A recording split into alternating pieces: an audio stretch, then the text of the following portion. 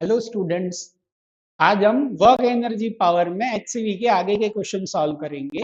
Previously हमने question number 59 तक के क्वेश्चंस करे हैं। आज हम 60 से आगे के क्वेश्चंस करेंगे। इनकेस आपको पिछले क्वेश्चंस में कहीं पे भी डाउट है तो आप उसके सॉल्यूशंस देख सकते हैं। चलो स्टार्ट करते हैं। Question number 60। क्वेश्चन नंबर 60 में हमें दिया है particle of mass m is kept on a fixed smooth sphere of radius r at a position where radius through the particle making an angle 30 degree with the vertical। हमें यहाँ पे दिया है कि एक स्फीयर है, स्फीयर के vertical के साथ 30 डिग्री एंगल पे एक पार्टिकल है। तो ये स्फीयर के वर्टिकल के साथ 30 डिग्री पे यहाँ पे एक पार्टिकल दिया हुआ है। हमें ये क्वेश्चन में दिया है और हमसे पूछा है कि the particle is released from this position. Release का मतलब क्या होगा बच्चों? यहां से ये ए पॉइंट से हमने इसे रिलीज करा है। So velocity at point A point की वेलोसिटी क्या होगी? 0। हमें पूछा है कि what is the force exerted by sphere on particle just after the release. हमने यहां से इसे जस्ट रिलीज करा है, तब स्फीयर ने इस पार्टिकल पे कितना फोर्स लगाया होगा, वो फोर्स हमें चाहिए। अब देखो यहाँ पे एफबीडी ड्रॉ करते हैं। यहां पे हमारे पास एक तो होगा ग्रेविटी का फोर्स दैट इज mg। ये 30 डिग्री है तो यहाँ पे भी 30 डिग्री होगा। होपफुली आपको डायग्राम जो है वो बड़ा दिख रहा होगा। ये देखो ये 30 डिग्री है तो यहाँ पे भी 30 डिग्री है। ऐसा हो तो मैं नेक्स्ट पेज में कर देता हूं।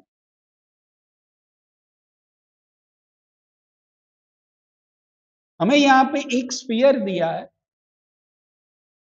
स्फीयर में एक पॉइंट पे वर्टिकल के साथ 30 डिग्री पे एक पार्टिकल यहाँ पे।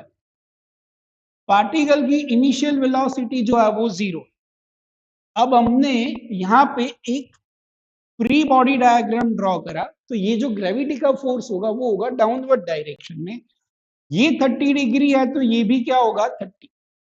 अब वेलोसिटी mg का कंपोनेंट इस डायरेक्शन में होगा mg cos 30, एंड ये जो स्फीयर और पार्टिकल कांटेक्ट में है इसलिए फोर्स होगा नॉर्मल फोर्स जो है स्फीयर की वजह से सरफेस पे लगेगा। अब हमें तो ये निकालना है कि जब ये जस्ट रिलीज हो रहा है तब स्फीयर ने पार्टिकल पे कितना फोर्स लगाया। अब हमें ये पता है कि जब भी कोई भी पार्टिकल सर्कुलर मोशन कर रहा है तब उस पर नेट फोर्स टुवर्ड्स सेंटर जो होगा वो हमारा सेंट्रीपिटल फोर्स होगा।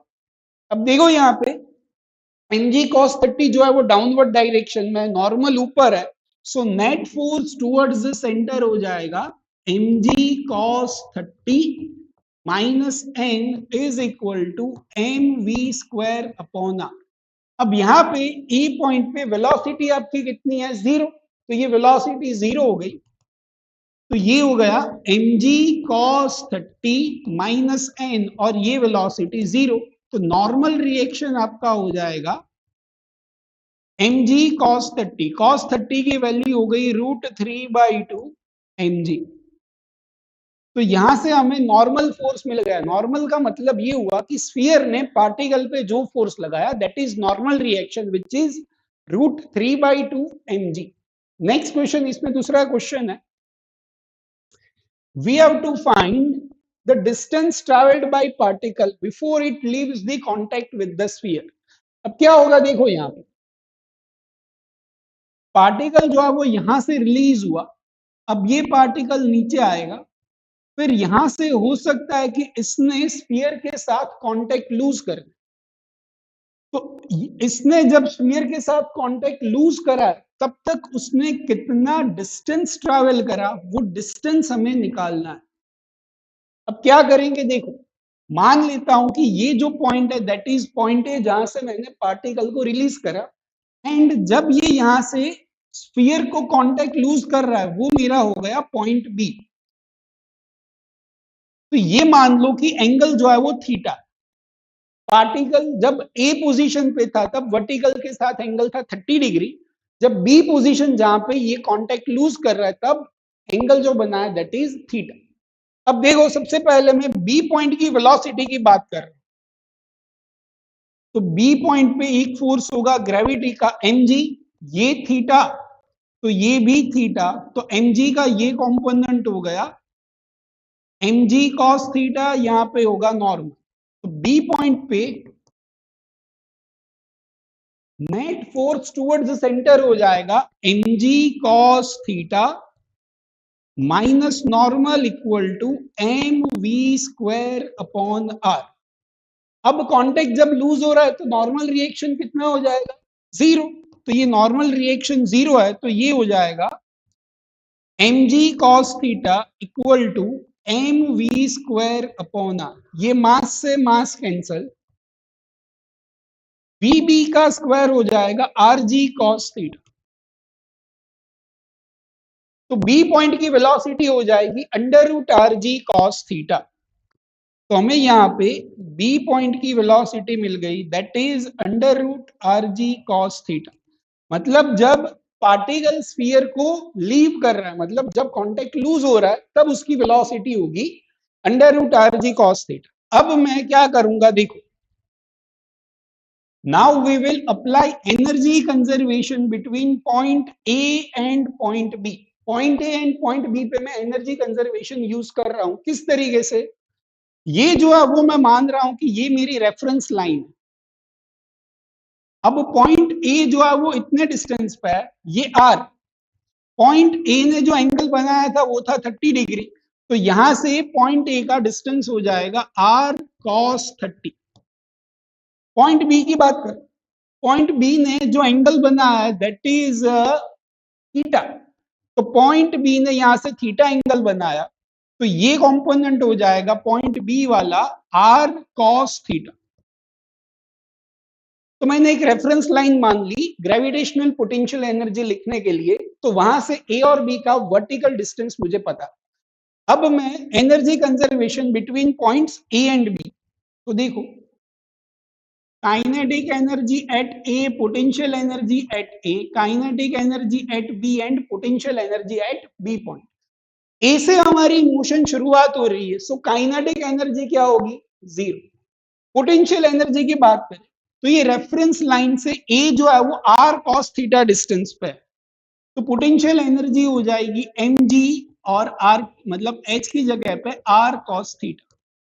बी पॉइंट पे kinetic energy half M we square, velocity at point B under root R G cos theta पर वी स्क्वायर करेंगे तो ये हो जाएगा आर जी कॉस थीटा,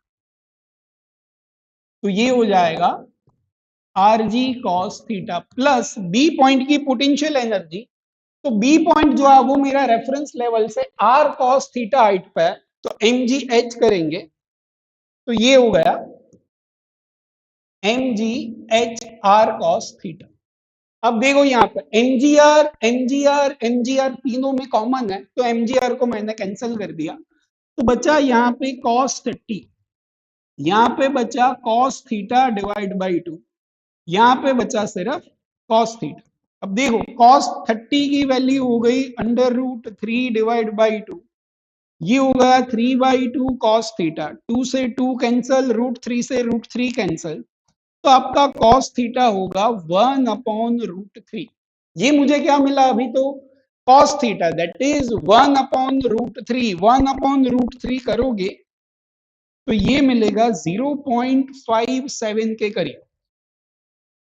पर हमें तो ये थीटा नहीं निकालना है, हमें तो क्या निकालना है, हमें तो बेसिकली कितना रोटेट हुआ वो निकालना है। क्वेश्चन में देखो, find the distance travelled by particle before it leaves the contact with the sphere, मतलब ऐसा कुछ है। देखो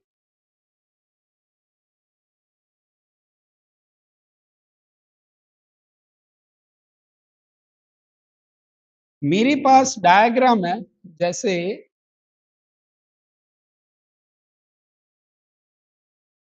ये हमारा पॉइंट ए है, ये हमारा पॉइंट बी है, यहां से हमने शुरुआत करी, यहां तक गए, तो ये कितना डिस्टेंस है ये निकालना। अब ये आर्क हो गई, आर्क की लेंथ निकालनी है, तो आर्क होती है आपकी एंगल इनटू रेडियस, तो ये एंगल कितना है ये एंगल निकालना पड़ेगा। ए से बी जा रहा है वो एंगल कितना होगा? तो देखो ए से बी जो हम जा रहा है वो एंगल कितना है भाई, यहां से लेकर यहां तक का टोटल एंगल जो है वो थीटा, और ये जो एंगल है वो है 30। तो इनके बीच का एंगल हो जाएगा आपका थीटा माइनस 30 डिग्री। क्या करना पड़ेगा? थीटा माइनस 30, ए से बी तक का एंगल जो है, ये एंगल जो होगा वो टोटल है आपका थीटा, उसमें से 30 डिग्री माइनस करना पड़ेगा। तो यहां से हो जाएगा, देखो आर्क की लेंथ, आर्क ए बी की लेंथ हो जाएगी एंगल इंटू रेडियस, एंगल है आपका थीटा, जो ये मिलेगा आपको cos inverse 0.57 minus 30 degree into radius. अब ये आपको करना पड़ेगा और ये कन्वर्ट करना पड़ेगा आपको बेसिकली रेडियन में। ये अगर मैं 0.6 मान लूं तो ये करीब करीब आपका 53 डिग्री के आसपास मिलना चाहिए, है ना। 53 माइनस 30 ये 23 डिग्री के आसपास है। इसको मैंने रेडियन में कन्वर्ट कर दिया इंटू आर। तो ये कर लो एक बार, 23 इंटू पाई डिवाइड बाई 180 मैं कर देता हूं, 23 इंटू पाई डिवाइड बाई 180।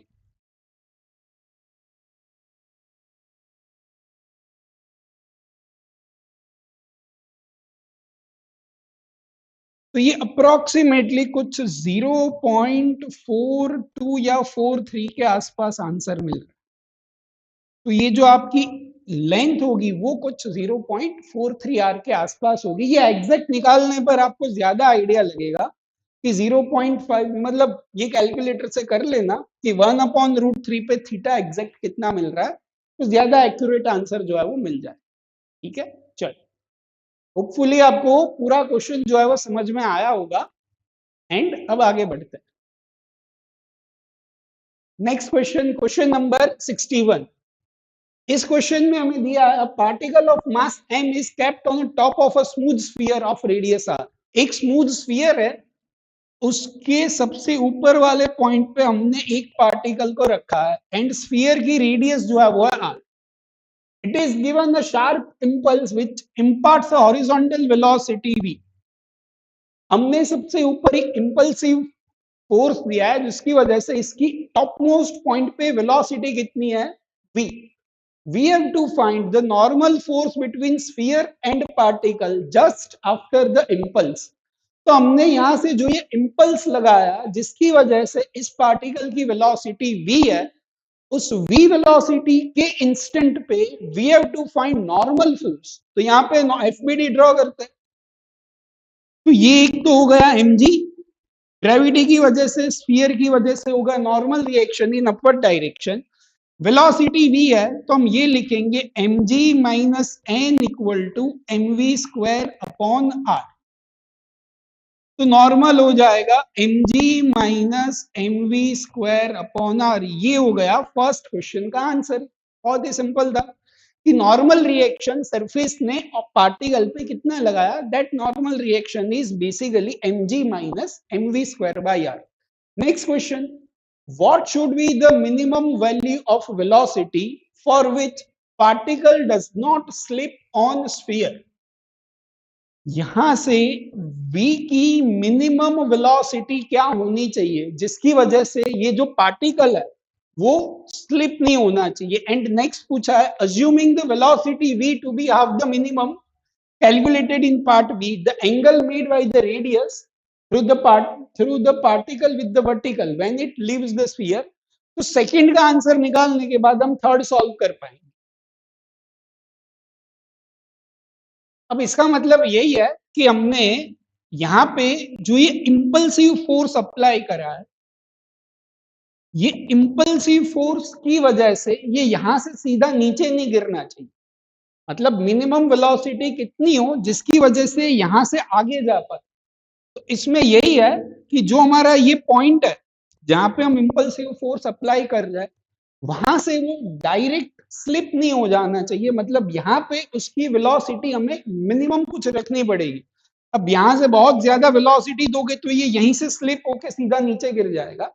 तो यहाँ पे हमारा एग्जैक्ट इस इंस्टेंट पे नॉर्मल डायरेक्ट जीरो नहीं होना चाहिए। तो ये बी पॉइंट के लिए अगर नॉर्मल 0 हो जा रहा है मतलब वो वहां से स्लिप कर रहा है। तो अगर मैंने नॉर्मल को 0 मान लिया तो फिर क्या हो जाएगा, मास से मास कैंसल, तो v square by r equal to g, तो वी हो जाएगा अंडर रूट आर जी। मतलब अगर मेरी velocity under root are G या फिर उससे कम होगी तो फिर कोई प्रॉब्लम नहीं है। What should be the minimum value, फिर डज नॉट स्लिप।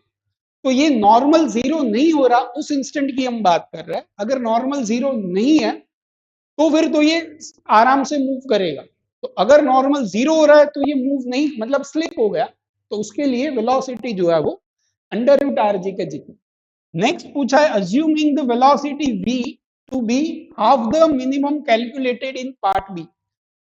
अगर मेरी वेलोसिटी इससे आधी है, अगर ये वेलोसिटी या इससे ज्यादा वेलोसिटी होगी तो ऑफ कोर्स हम यहां से स्लिप कर जाएंगे। पर अगर मेरी वेलोसिटी इससे आधी है तो हम स्लिप नहीं करेंगे, यहां से आगे बढ़ेंगे। तो हमसे ये पूछा है कि अगर मेरी वेलोसिटी बी पार्ट में जो भी कैलकुलेट करी है उससे आधी है, the angle made by the radius through the particle with the vertical when it leaves the sphere. अब क्वेश्चन में ये कहना चाह रहा है कि अगर मेरी इस पॉइंट पे वेलोसिटी जो है वो अंडर रूट आर जी से आधी है तो भाई इस केस में तो ये आगे बढ़ेगा और हो सकता है कि यहां से ये स्लिप कर जाए। अगर मेरी वेलोसिटी इससे आधी है तो फिर इस केस में एंगल कितना रोटेट हुआ वो एंगल मुझे निकालना है। तो मैं मान लेता हूं कि जब मैंने वेलोसिटी ए पॉइंट पे, टॉप मोस्ट पॉइंट पे under root are G divide by 2 है एंड ये थीटा एंगल रोटेट करके मैं पहुंच गया बी पार्टिकल पे, यहां पे स्लिप कर गए। अगर बी पॉइंट पे स्लिप कर गए मतलब बी पॉइंट पे नॉर्मल रिएक्शन जो है वो 0 हो जानी चाहिए। तो B point F B D बना है, ये थीटा, ये भी थीटा, ये नॉर्मल रिएक्शन एम जी का ये कंपोनेंट हो जाएगा एम जी कॉस थीटा। तो हम लिखेंगे net force towards the centre हो जाएगा M G cos theta minus N equal to M V B square upon R. अगर बी पॉइंट पे स्लिप हो रहा है तो नॉर्मल रिएक्शन 0 हो जाना चाहिए। तो ये हो जाएगा M G cos theta equal to M we square upon R, mass cancel, तो फिर बी की वेलोसिटी का स्क्वायर हो जाएगा आर जी कॉस थीटा। तो बी पॉइंट की velocity is under root R G cos theta. This is our equation 1। तो जब भी वेलोसिटी मेरी under root R G cos theta के जितनी होगी तब पार्टिकल जो है वो स्लिप हो जाएगा। तो हम अब ये थीटा कितना है वो निकाल लेते हैं। तो फिर से एक ही तरीका है, we will use the energy conservation between point A and point B. A point पे वेलोसिटी है सो काइनेटिक एनर्जी होगी 1/2 M we square plus A point की पोटेंशियल एनर्जी लिखेंगे एम जी आर। अब बी पॉइंट की बात करते हैं, बी पॉइंट पे वेलोसिटी है सो काइनेटिक एनर्जी हो जाएगी 1/2 M we square which is R ji cos theta and B point का ये डिस्टेंस कितना हो जाएगा, ये आर ये थीटा, तो ये हो गया आर कॉस थीटा। तो ये हो जाएगा एम जी एच, एच की जगह पे आर कॉस थीटा। अब इसे सिंप्लीफाई कर देते हैं तो शायद एम जी आर कैंसल हो गए सब में से, यहां पे बचेगा 1/8 plus 1 equal to cos theta divide by 2 plus cos theta. तो ये हो जाएगा 9/8, यहां पे लिख देता है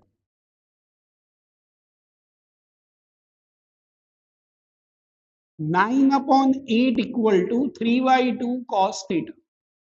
तो ये कैंसल हो गया, ये 3 हो गया, तो कॉस थीटा हो जाएगा 3/4, तो थीटा हो गया कॉस इनवर्स 3/4।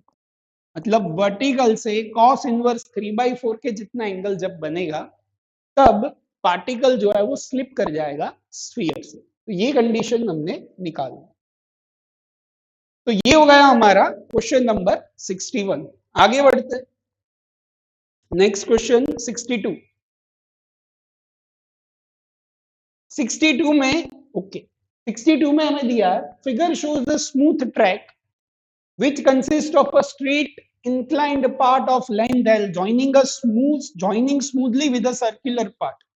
तो ये एक स्मूथ पार्ट है जिसकी लेंथ L है और फिर यहाँ पे एक स्मूथ स्फीयर दिया हुआ, ठीक है। A particle of mass m is projected up the incline from its bottom। यहां से बॉटम मोस्ट पॉइंट पे एक पार्टिकल को हमने प्रोजेक्ट करा है विथ इनिशियल वेलोसिटी v। हमें दिया है find the minimum projection speed v not for which the particle reaches at the top of the track. अब मैं पहले आपको पूरा क्वेश्चन जो है वो एक्सप्लेन कर देता हूं। क्वेश्चन में क्या दिया है देखो, हमें एक इंक्लाइंड प्लेन दिया है, यहां पे एक स्फीयर, यहां पे एक पार्टिकल है जिसकी इनिशियल वेलोसिटी v नॉट है। हमें ये कहा गया है, यहाँ पे मैंने पार्टिकल की साइज बड़ी दिखाई है पर एक्चुअल में पार्टिकल है तो साइज बहुत ही छोटी होगी। अब ये यहां से मिनिमम वेलोसिटी कितनी होनी चाहिए जिसकी वजह से ये कहां पर जाए, sphere, top of the sphere जाके रुक जाए। तो बेसिकली आपको बस इतनी ही वेलोसिटी प्रोवाइड करनी है जिसकी वजह से ये यहां पे जाके रुक जाए। अब देखो क्वेश्चन में जो डेटा दिया है, ये जो आपका इंक्लाइंड प्लेन है उसकी लेंथ आपको दी है L के जितनी, स्फीयर जो है उसकी रेडियस R।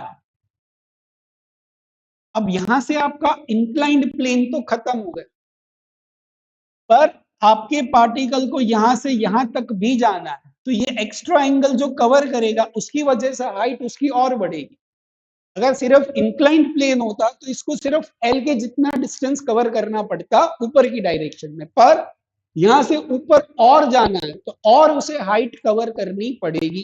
तो वो कितनी हाइट कवर करनी पड़ेगी वो भी निकाल लें। उसके लिए सबसे पहले देखो यहाँ पे क्वेश्चन में दिया है कि एंगल जो है वो है थीटा, तो ये थीटा एंगल की मैं बात कर रहा हूं, ये एंगल थीटा है। अब देखो ये थीटा है तो ये भी आपका थीटा हो जाएगा, ये थीटा थीटा सेम। एक और बात, ये जो है वो आपका इस पॉइंट पे टेंजेंट है और ये रेडियस है। ये टेंजेंट एंड रेडियस के बीच में एंगल जो होगा वो ऑलवेज कितना होगा, 90 डिग्री।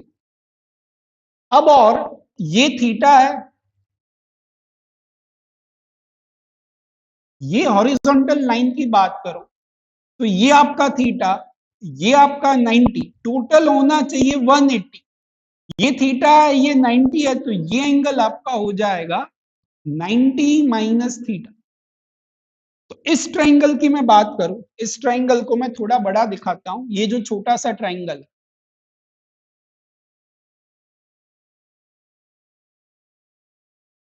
इस छोटे से ट्राइंगल में क्या हुआ, ये जो एंगल मिला, ये एंगल मिला 90 माइनस थीटा, ये 90 है, ये 90 माइनस थीटा, ये 90, तो ये क्या होना चाहिए, थीटा। तो कुल मिलाकर मैं आपको ये समझाना चाह रहा हूं कि ये एंगल थीटा है अगर, तो यहां का एंगल भी क्या होना चाहिए, थीटा। वो किस तरीके से है वो मैंने एक्सप्लेन कर दिया, फिर से एक बार बता देता हूं। ये थीटा तो ये आपका z बन रहा है, तो ये थीटा तो ये भी थीटा, ये दोनों थीटा सेम है। इस पॉइंट पे अगर आपने टेंजेंट ड्रॉ करा तो ये टेंजेंट और रेडियस के बीच का एंगल जो है वो है 90 डिग्री। तो ये थीटा, ये 90, अब ये टोटल हो गया 180, तो ये एंगल मिल गया 90 माइनस थीटा। तो ये जो आपका ट्राइंगल है उसमें ये एंगल है 90 माइनस थीटा, ये 90 है तो ये कितना हो गया, थीटा। ये मैंने ट्राइंगल की प्रॉपर्टी से प्रूव कर दिया। तो मुझे बस ये प्रूव करना था कि यहाँ पे थीटा है तो यहाँ पे भी क्या होगा, थीटा। अब मैं फिर से डायग्राम ड्रॉ कर रहा हूं।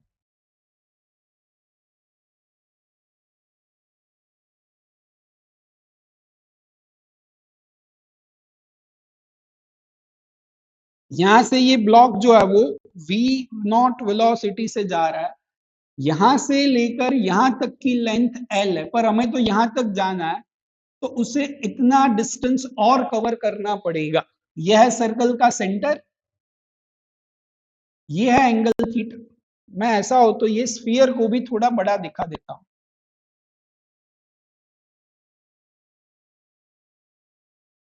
इस तरीके से है, ये सर्कल का सेंटर, यहां तक तो हमारा डिस्टेंस जो था वो L था, पर यहां से यहां तक जो गए तो हमने एक्स्ट्रा डिस्टेंस ये कवर करा है।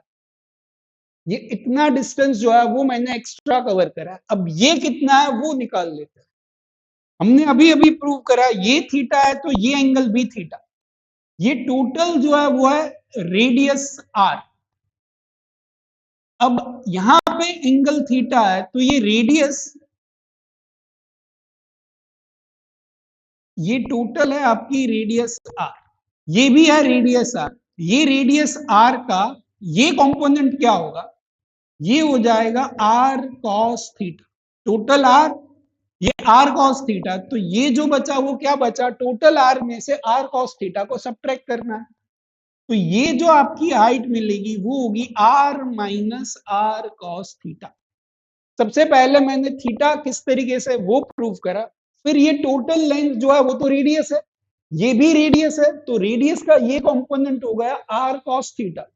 टोटल आर में से आर कॉस थीटा को माइनस कर दिया तो बचा R minus R cos theta, ये इतना डिस्टेंस। अब ये एल, एल का ये कंपोनेंट हो गया एल कॉस थीटा और ये हो जाएगा एल साइन थीटा।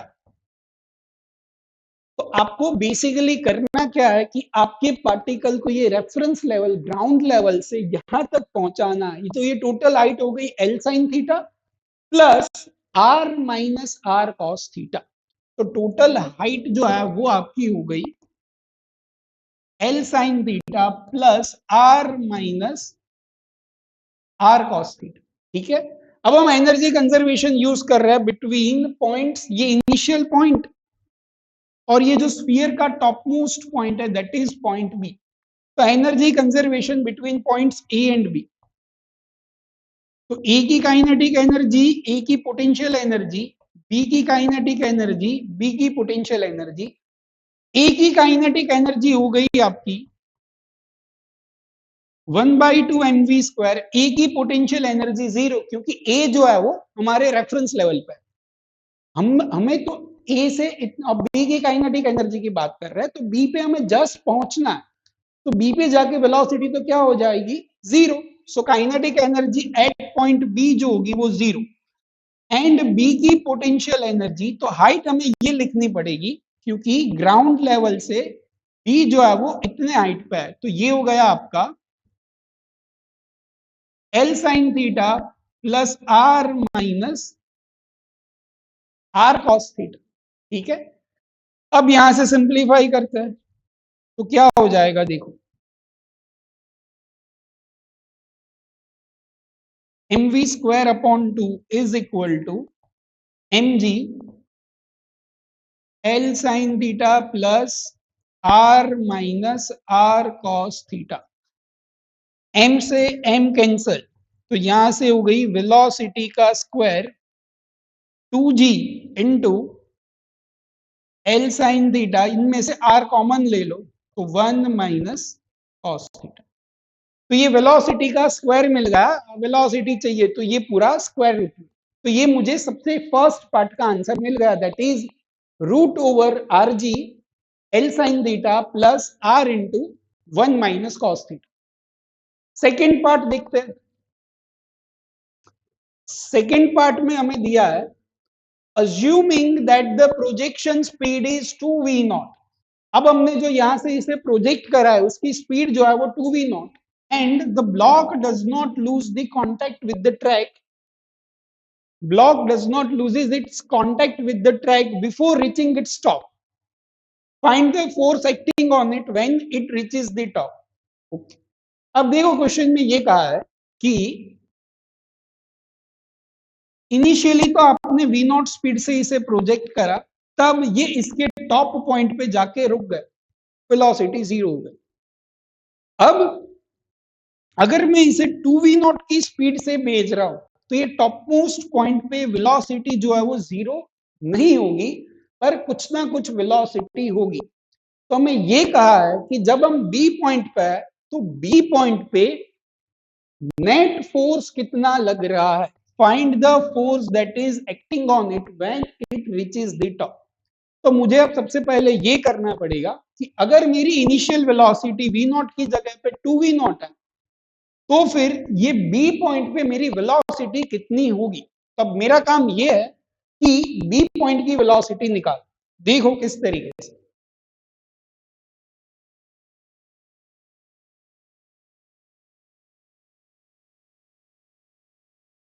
ये पॉइंट बी, ये हमारा पॉइंट ए में वेलोसिटी जो थी वो थी 2v नॉट, वेलोसिटी जो थी वो 2v नॉट थी, तो बी पॉइंट पे वेलोसिटी कितनी है वो वेलोसिटी निकाल दी। देखो फिर से energy conservation between two points A and B, kinetic energy at A, potential energy at A, kinetic energy at B and potential energy at B. A के पास काइनेटिक एनर्जी, अब जो वेलोसिटी है वो है 2v नॉट, ए जो है वो रेफरेंस लेवल ग्राउंड लेवल पे है, सो पोटेंशियल एनर्जी जो होगी वो जीरो। बी पॉइंट पे अब कुछ ना कुछ वेलोसिटी होगी, वो मुझे नहीं पता, तो मैंने मान लिया v का स्क्वायर या फिर b की velocity plus mgh gravitational potential energy. अब बी पॉइंट की हाइट जो है वो हमारे पास है L sine theta plus R into 1 minus cos theta, ये हो गया L sine theta plus R into, ठीक है। तो मुझे ये बी पॉइंट की वेलोसिटी क्या होगी वो वेलोसिटी निकालनी।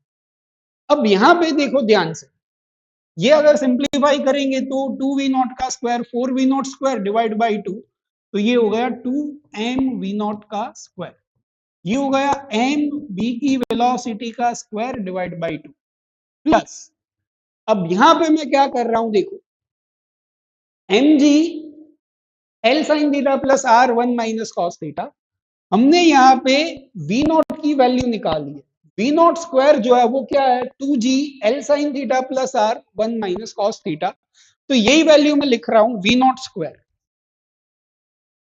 v naught square is 2g L sine theta plus R 1 minus cos theta, ठीक है। अब देखो ध्यान से, mg into L sine theta plus R 1 minus cos theta, अब इन दोनों को कंपेयर करोगे, अब यहां से एक तो मैं ये कर रहा हूं, देखो सबसे पहले मास तीनों में से कैंसिल कर दो, फिर हम आगे बात करते हैं। मास जो है वो सब में से कैंसिल हो जाएगा, m m और m, तो ये हो जाएगा 2v नॉट स्क्वायर, ये हो जाएगा b की वेलोसिटी का स्क्वायर डिवाइड बाई 2। अब ये जो है वो g into L sine theta की वैल्यू में यहां से रिप्लेस कर रहा हूं। देखो ये 2 को मैं अगर नीचे ले लूं तो क्या हो गया, g into L sine theta plus R 1 minus cos theta, तो यही हो गया। तो इसकी जगह पे मैं क्या लिख सकता हूं, we naught square divide by 2, मैंने बस वैल्यू रिप्लेस करी है, इस पूरी वैल्यू की जगह पे क्या लिख सकता हूं, we naught square divide by 2, तो ये पूरी वैल्यू की जगह पे v naught square divide by 2, तो ये हो जाएगा 2v naught square minus v naught square by 2, या तो फिर ये हो गया 4v naught square equal to v b square plus v naught square, तो यहां से मिल जाएगा v b square equal to 3v naught square, so b की velocity will be √3v naught. तो ये मुझे क्या मिली, b पॉइंट की वेलोसिटी। पर हमने तो ये पूछा है कि जब ये टॉप मोस्ट पॉइंट पे होंगे तब फोर्स क्या लगेगा। अज्यूमिंग दैट द प्रोजेक्शन, हमें निकालना है find the force acting on it when it is reaching the top. अब यहाँ पे ज्यादातर जो गलतियां हो जाती है बच्चों से वो यही होती है कि हम बी पॉइंट पे जाके नॉर्मल रिएक्शन निकाल लेते हैं। अब हमें नॉर्मल रिएक्शन नहीं पूछा, नॉर्मल रिएक्शन का मतलब तो ये होता है कि स्फीयर ने पार्टिकल पे कितना फोर्स लगाया, जबकि यहाँ पे ये नहीं पूछा, हमें तो ये पूछा है टोटल फोर्स या फिर नेट फोर्स की बात हो रही है। अगर ये पूछा होता कि स्फीयर ने पार्टिकल पे कितना फोर्स लगाया तो फिर आप net force sorry normal reaction निकालते, वो आंसर सही होता। पर इस केस में हमें नॉर्मल रिएक्शन नहीं निकालना है, हमें नेट फोर्स निकालना है। अब तो सर फिर नेट फोर्स होगा क्या, तो देख लेते हैं। चल, यहां की अगर मैं बात करूं बी पॉइंट के एफपीडी की, तो एक तो होगा एमजी डाउनवर्ड डायरेक्शन में, नॉर्मल होगा अपवर्ड डायरेक्शन में। तो नेट फोर्स, और ये सर्कुलर मोशन कर रहा है, तो net force towards the centre. अब देखो इसके अलावा और कोई फोर्सेस नहीं है, जो भी फोर्सेस है वो ये वर्टिकल डायरेक्शन में, ये हॉरिजॉन्टल डायरेक्शन में किसी भी प्रकार का फोर्स नहीं है। तो इसकी मोशन जो होगी वो इन दोनों फोर्सेस की वजह से होगी। अब हमें ये पूछा है नेट फोर्स, तो नेट फोर्स होता है मास इनटू एक्सेलरेशन। जब पार्टिकल सर्कुलर मोशन करता है तब उसके पास दो एक्सेलरेशन होता है, centripetal as well as tangential. अब यहाँ पे टेंजेंशियल डायरेक्शन में कोई भी फोर्स एग्जिस्ट नहीं कर रहा, तो सिर्फ इसमें एक ही एक्सेलरेशन होगा, दैट इज सेंट्रिपिटल एक्सेलरेशन। तो ये हो जाएगा मास इनटू एक्सेलरेशन। एक्सेलरेशन जो होगा वो ये बी पॉइंट की वेलोसिटी, मतलब सेंट्रिपिटल एक्सेलरेशन हम लिखते हैं V square by R, V square upon R. बस अब तो सिंप्लीफाई कर दो, बी पॉइंट की वेलोसिटी का स्क्वायर इज √3 वी नॉट का स्क्वायर, तो ये हो गया 3 V naught square divide by R. तो ये 3m upon R V naught square, V naught square हो जाएगा आपका 2g L sine theta plus R 1 minus cos theta. तो ये हो गया 6mg अपॉन आर, ये हो जाएगा L sine theta plus R 1 minus cos theta. तो ये हमारा नेट फोर्स मिलेगा। ध्यान रखना नॉर्मल रिएक्शन नहीं पूछा, अगर ये पूछा होता कि सरफेस ने पार्टिकल पे कितना फोर्स लगाया तो फिर हम नॉर्मल रिएक्शन की बात करते। यहाँ पे हमें टोटल फोर्स पूछा या फिर नेट फोर्स पूछा, इसलिए हमें कंपलसरी ये एफ नेट से करना पड़ेगा।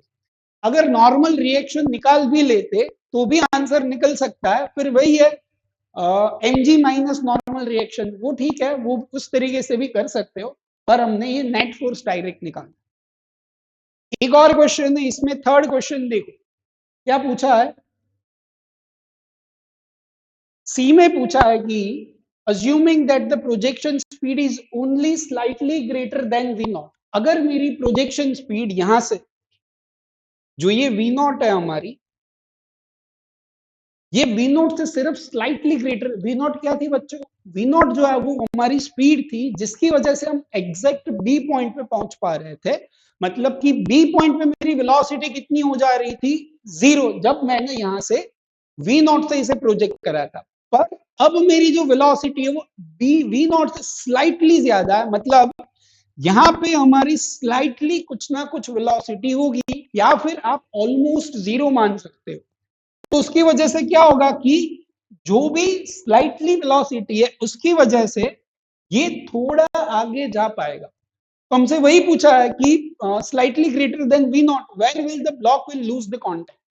मतलब आपको यही मानना है कि डी पॉइंट पे ऑलमोस्ट वेलोसिटी जो है वो 0 है, तो फिर आगे जाके हम कहां पे कांटेक्ट लूज करेंगे। ये सेम क्वेश्चन हमने करा हुआ है, एचसीवी में ही है, क्वेश्चन नंबर 59 में। आपको एक बार दिखा देता हूं, हम फिर से कैलकुलेट नहीं कर रहे। देखो इस क्वेश्चन में भी यही था कि starting from the top most point, sphere के टॉप मोस्ट पॉइंट से हमने शुरुआत करी, तो फिर the angle rotated by radius through the particle when it will leave the contact. ये सेम क्वेश्चन है, सेम वहां पे। तो यहाँ पे भी जो आंसर है दैट इज cos इनवर्स 2/3, वहां पे भी सेम कैलकुलेशन सेम आंसर मिलने वाला है।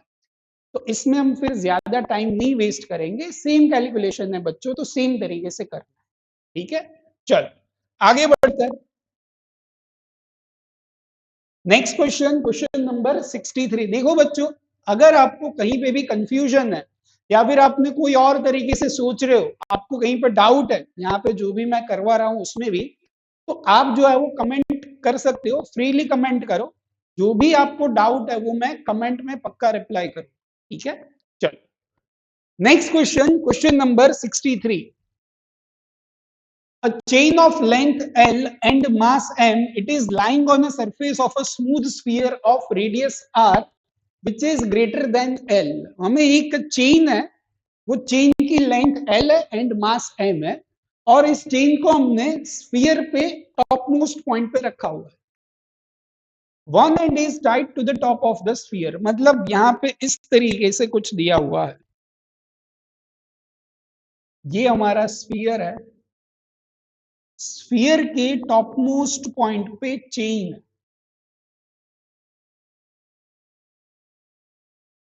तो ये चेन हमने कुछ इस तरीके से रखी हुई. अब यहां पे ये दिया है कि लेंथ ऑफ चेन जो है वो L है एंड लेंथ जो है वो लेस देन रेडियस के जितनी है. इसका मतलब मैं पहले आपको बता, क्वेश्चन में दिया है कि रेडियस जो है वो लेंथ से ज्यादा है. क्या मैंने उल्टा ले लिया? हाँ, रेडियस जो है वो लेंथ से ज्यादा है. इसका मतलब ये है कि अगर आपकी लेंथ, चेन की लेंथ इतनी पूरी होती, इतना पूरा ये सर्कल का फोर्थ पार्ट के जितना होता है, तो ये लेंथ हो जाती pi R by 2. 2 pi R का fourth part pi R by 2. Pi की वैल्यू जो है वो कितनी होती है? 3.14. डिवाइड बाई 2 करोगे तो ये होती 1.57 आर. अगर इतनी पूरी लेंथ होती तो ये जो लेंथ मिली वो 1.57 आर मिली, तो ये आर से ज्यादा हो जाती. तो इसका कहने का मतलब ये है कि आपकी चेन की जो भी लेंथ है वो इस लेंथ से भी छोटी कुछ होगी. तो वही मैंने यहाँ पे दिखाया. तो ये क्वेश्चन में जो ये लिखा है कि R is greater than L, इसका मतलब यही है कि चेन की लेंथ जो है वो इससे कम है. ये जो भी पार्ट है उससे भी कम पार्ट में है. तो वही मैंने दिखाया. ये चेन का मास दिया है M और चेन की लेंथ L. आगे देखो क्या पूछा है. Find the gravitational potential energy of the chain with reference level at the center of sphere. तो अगर स्फीयर के सेंटर को मैं रेफरेंस लेवल मान रहा हूं, तो फिर ये चेन की ग्रेविटेशनल पोटेंशियल एनर्जी क्या होगी वो मुझे निकालनी है. तो अब हम gravitational potential energy of chain निकालते हैं. तो ये रहा हमारा स्फीयर. स्फीयर पे हमने चेन रखी है. तो ये चेन जो है वो मैं टॉप मोस्ट पॉइंट पे हमने रखी है, पर मैं थोड़ा नीचे मान के चल रहा हूं. तो मान लेते हैं कि मेरी चेन जो है वो इस तरीके से कुछ है.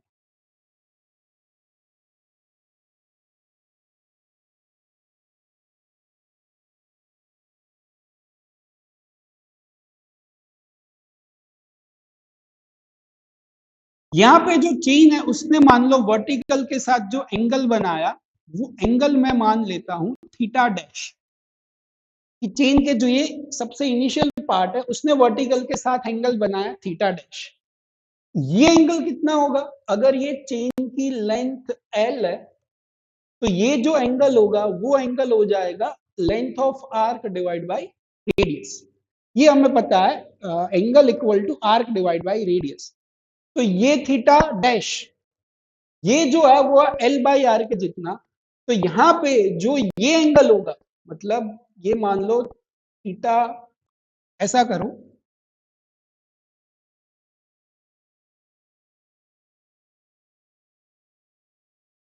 तो यहां वाला पार्ट है उसने एंगल बनाया थीटा 1 और ये वाले पार्ट ने मान लो थीटा 2. तो थीटा 1 जो है वो तो आपका थीटा 1 के जितना ही रहेगा. थीटा 2 को मैं लिख पाऊंगा थीटा 1 प्लस ये angle that is L by R. तो मैंने दोनों ही एंड के वर्टिकल के साथ एंगल कितने वो निकाल लिया, पर मुझे तो ये निकालना है चेन की पोटेंशियल एनर्जी कितनी है. अब देखो उसके लिए हम सबसे पहले कंपोनेंट लेते हैं इस तरीके से. यहां पे मैंने एक छोटा सा कंपोनेंट लिया जिसका एंगल बना है डी थीटा. लेंथ जो होगी वो इतनी होगी. ये जो लेंथ होगी इसको मैंने मान ली लेंथ dl. तो इसको मैं लिख पाऊंगा आर डी थीटा. तो यहाँ पे जो ये छोटा सा एलिमेंट लिया, वो छोटे से एलिमेंट की लेंथ जो है वो है आर डी थीटा. अब ये छोटे से एलिमेंट का मास अगर लिखना है तो वो मास dm छोटा सा मास हो जाएगा r d theta into linear mass density that is mass upon length. तो चेन का टोटल मास अपॉन चेन की टोटल लेंथ। तो ये जो मेरा छोटा सा एलिमेंट है, ये छोटे से एलिमेंट को मैंने हालांकि कंसीडर करा है यहां से थीटा एंगल, ये वर्टिकल से थीटा एंगल पे मैंने एक छोटा सा एलिमेंट लिया। ये छोटे से एलिमेंट में एंगल जो बनाया वो एंगल है डी थीटा, और ये छोटे से एलिमेंट का mass is R D theta M by L. तो ये छोटे से एलिमेंट की छोटी सी पोटेंशियल एनर्जी हम लिखते हैं d u equal to m ji h. Mass इसका कितना हो गया r D theta upon m by l into g, और हाइट ये रेडियस है, ये थीटा है, तो ये आपका हो जाएगा आर कॉस थीटा। क्योंकि मेरा रेफरेंस लेवल जो है वो स्फीयर के सेंटर पे है, तो वहां से मेरे छोटे से एलिमेंट की हाइट मिल गई आर कॉस थीटा। ये मिली पोटेंशियल एनर्जी। अब इसे इंटीग्रेट करेंगे तो टोटल पोटेंशियल एनर्जी मिलेगी M G R divide by L, और ये हो गया आर कॉस थीटा, तो ये आर भी बाहर, तो ये हो गया आर स्क्वायर, बचा integration cos theta D theta. अब थीटा की वैल्यू कहां से कहां चेंज हो रही है, जो मेरा फर्स्ट पार्ट है उसका एंगल है थीटा वन, एंड सेकंड ने एंगल बनाया है theta one plus L by R. तो ये पोटेंशियल एनर्जी हो जाएगी M G R square upon L. Cos theta का इंटीग्रेशन हो जाएगा साइन थीटा, ये हो गया theta one plus L by R. अब इसमें लिमिट्स पुट कर देते हैं, तो potential energy M G R square by L, potential energy is M G R square divide by L. यहां पे sine of theta one plus L by R minus sine theta one, sine of theta one plus L by R minus sine theta one. तो ये हो जाएगी आपके chain की potential energy. पर इसमें क्वेश्चन में ये दिया था कि इनिशियली चेन में जो शुरुआत करी है वो शुरुआत कहां से करी थी, यहां से। तो उस केस में आपका थीटा वन कितना हो जाएगा 0 डिग्री, क्योंकि ये चेन तो मैंने यहां से मानी है। पर अगर यही चेन यहां से शुरुआत करते टॉप मोस्ट पॉइंट से, तो थीटा वन की वैल्यू हो जाती 0, एंड थीटा टू की वैल्यू हो जाती आपकी, थीटा वन अगर 0 है तो थीटा टू हो जाता एल बाई आर। तो इसमें मैं फॉर टॉप मोस्ट पॉइंट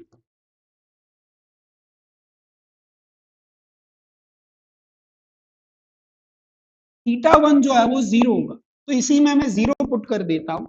तो पोटेंशियल एनर्जी हो गई M G R square upon L sine theta one 0 है, तो ये हो गया एल बाई आर, और साइन 0 फिर से 0। तो ये हो गई आपकी चेन की पोटेंशियल एनर्जी। नेक्स्ट देखते हैं, अब देखते हैं B, suppose the chain is released and slides down the sphere, find the kinetic energy of the chain. अब देखो हमें ये कहा है कि यहां से चेन जो है वो रिलीज हो रही है, तो फिर kinetic energy after theta angle cover करने के बाद find when it has rotated through an angle theta, theta angle cover करने के बाद हमारी काइनेटिक एनर्जी क्या होगी। अब हम फिर से इसे ड्रॉ करते हैं, देखो जैसे ये हमने स्फीयर है, यहां पे हमारी चेन थी इस तरीके से कुछ,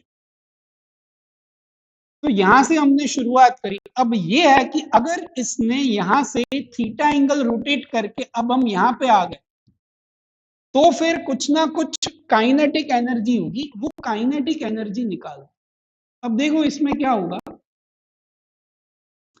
जो ये चेन ने थीटा एंगल रोटेट करा है, तो चेन के हर एक पार्ट की वेलोसिटी जो है वो यूनिफॉर्म होगी, पूरा पार्ट जो है वो v वेलोसिटी से मूव करेगा, मतलब इसकी भी सबकी वेलोसिटी सेम होगी, सो सबकी काइनेटिक एनर्जी जो है वो इक्वल होगी।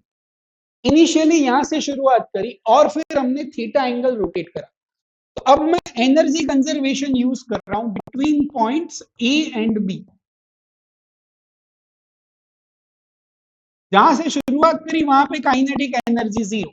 पोटेंशियल एनर्जी की बात करें तो अब इनिशियल पोटेंशियल एनर्जी हमारे पास है mgr² sine of l by R, तो ये हो गया mgr² into sine of l by R. अब हम बी पॉइंट पे पहुंचे, वहां पे पोटेंशियल एनर्जी जो है वो के बी मान ली, सॉरी काइनेटिक एनर्जी के बी मान ली, पोटेंशियल एनर्जी क्या होगी, हमने थीटा एंगल रोटेट करा है तब पोटेंशियल एनर्जी होती है mgr²/l sine of theta plus l by R minus sine theta. तो यही वैल्यू मैं पुट कर देता, mgr²/l sine of theta plus l by R minus sine theta. तो यहां से आपकी काइनेटिक एनर्जी हो जाएगी, इनको एक साथ लिख दो, तो ये हो गया mgr²/l sine of l by R plus sine theta minus sine of, तो ये आपकी बी पॉइंट पे काइनेटिक एनर्जी मिलेगी। थोड़ा आंसर जो है वो लंबा हो रहा है पर मुश्किल नहीं है, आपको ए पॉइंट की पोटेंशियल एनर्जी ऑलरेडी पता है, थीटा एंगल रोटेट होने के बाद की पोटेंशियल एनर्जी भी हमारे पास है, तो फिर हमें सिंपल सा एनर्जी कंजर्वेशन यूज करना है। एंड सी क्वेश्चन क्या दिया है, देखो सी में दिया है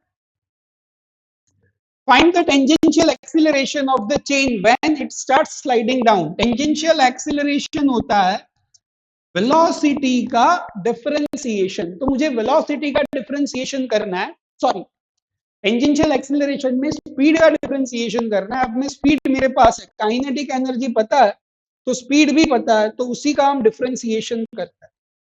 तो देखो ये बी पॉइंट पे हम लिख पाएंगे 1/2 mv², बी के पास जो भी वेलोसिटी होगी उसका, सॉरी स्पीड जो भी होगी वो स्पीड का स्क्वायर, ये हो गया mgr²/l, ये हो जाएगा आपका sine of l by R plus sine theta minus sine theta plus l by R.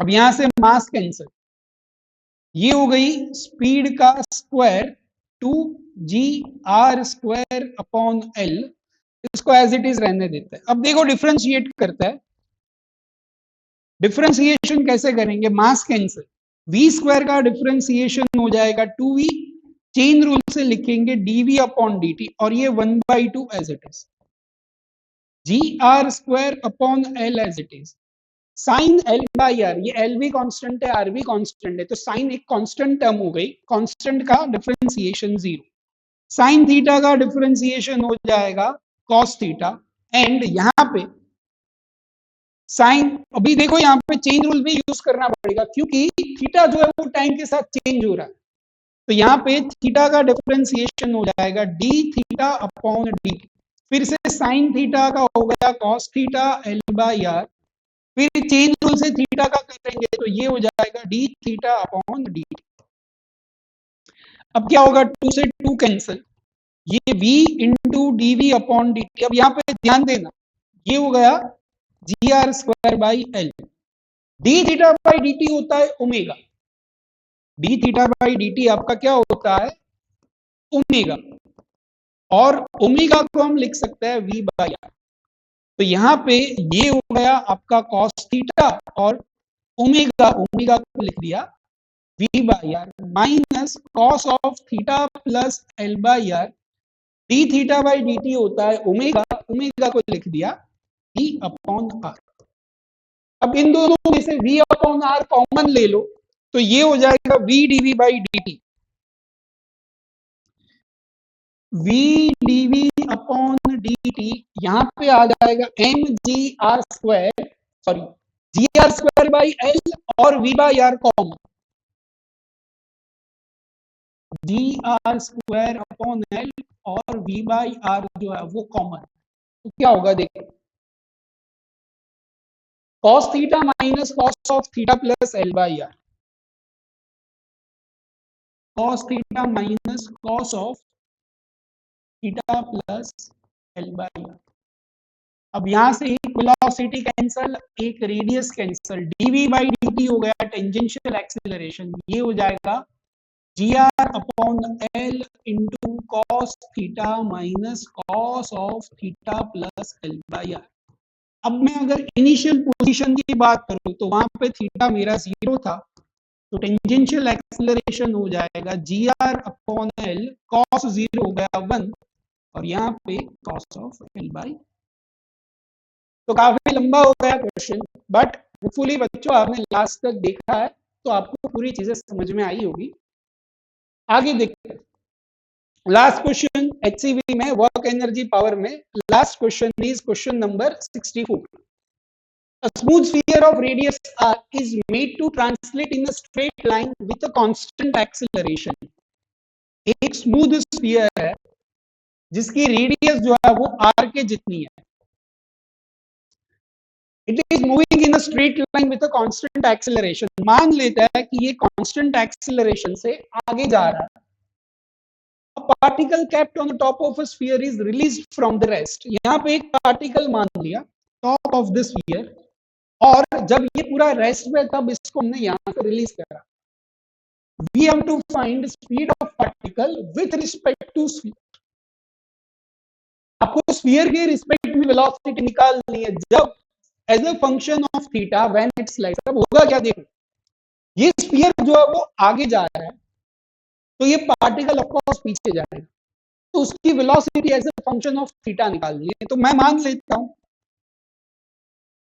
ये जैसे ये आगे जा रहा है वैसे ये भी जो है पीछे चला गया पार्टिकल यहाँ पे, तो यहाँ पे इसकी वेलोसिटी जो भी है वो as a function of theta निकालनी है। विथ रिस्पेक्ट टू क्या निकालनी है, विथ रिस्पेक्ट टू स्फीयर। तो मैं स्फीयर पे बैठ के इसे देख रहा हूँ। अब हम स्फीयर पे बैठ के इसे देखेंगे तो क्या होगा, इस ये नॉन इनर्शियल फ्रेम से ऑब्जर्वेशन हो गया। नॉन इनर्शियल फ्रेम में जब भी हम ऑब्जर्व करेंगे तब इस पे एक एक्स्ट्रा फोर्स लगेगा, दैट इज सूडो फोर्स।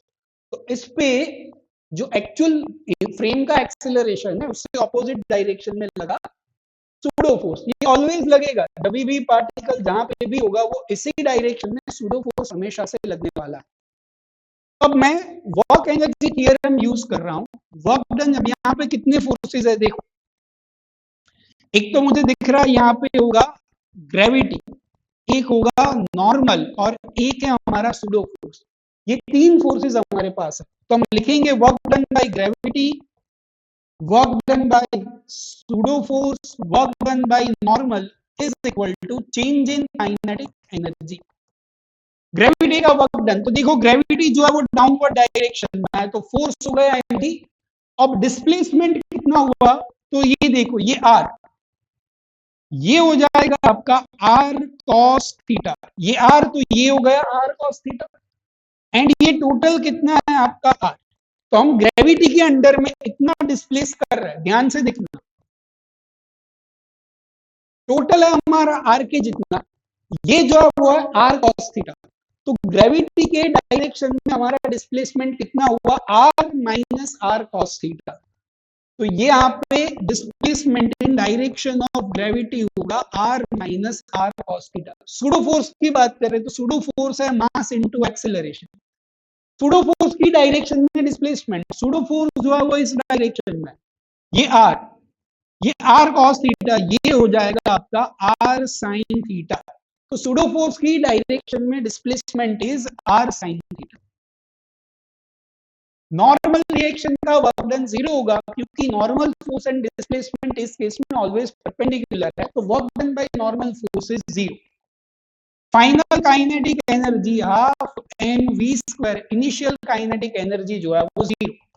अब यहां से आप बस सिंप्लीफाई कर दो, ये देखो मास तो तीनों में से कैंसिल, 2 मल्टीप्लाई होगा 2g r common 1 minus cos theta plus a into R sine theta, ये हो जाएगा वेलोसिटी का स्क्वायर। अब इसका स्क्वायर रूट ले लो, r कॉमन निकाल के स्क्वायर रूट ले लो, तो इसी तरीके से आंसर कुछ दिया होगा। अब पूरा जो है वो स्क्वायर रूट में है, तो ये जो हमारी हो गई वो वेलोसिटी हो गई, थीटा के रिस्पेक्ट में चेंज होती है। तो ये था हमारा लास्ट क्वेश्चन। यहाँ पे हमने बच्चों वर्क पावर एनर्जी के एचसीवी की एक्सरसाइज के सारे क्वेश्चन सॉल्व कर लिए। आपने यहाँ तक पूरा वीडियो देखा है, धन्यवाद आप सभी का। एंड अगर बच्चों कहीं पे भी आपको डाउट है तो प्लीज कमेंट करके बताइए, मैं आपके डाउट जो है वो जरूर सॉल्व करूँ। तब तक आप पढ़ते रहो, नेक्स्ट चैप्टर हम बिल्कुल कवर करने वाले हैं। नेक्स्ट चैप्टर जब तक हम कर रहे हैं, जब तक हम सोल्यूशन पोस्ट कर रहा हूँ, तब तक आप खुद भी प्रैक्टिस करते रहो। All the best.